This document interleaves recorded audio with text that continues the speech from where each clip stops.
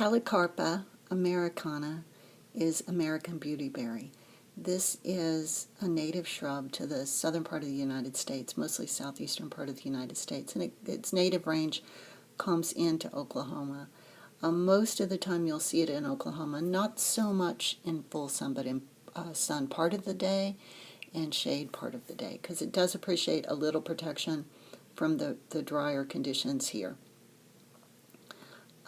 That gets up to 6 to 8 feet high and a little wider than tall. It's sort of a mounding, not real regular, but kind of horizontal branching mounding shrub.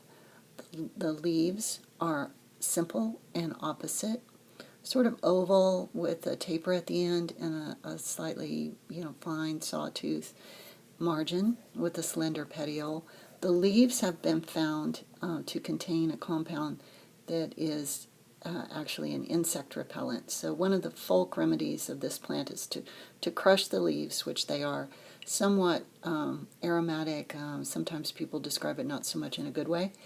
And then make a poultice or a mash mixture to repel insects. The stems are kind of long without a lot of secondary branching. More or less four-sided, kind of covered with hair when they're young and then smooth as they're older.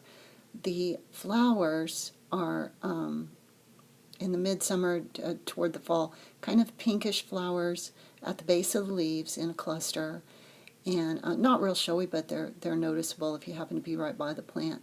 The fruit is very showy. It's this magenta violet color. It's eaten by birds, by squirrels. Sometimes people make a jelly out of them. They're a little bit astringent to be eaten just off the plant, but they're usually this magenta color. There are some cultivars with white, and there are some cultivars with a pinkish color.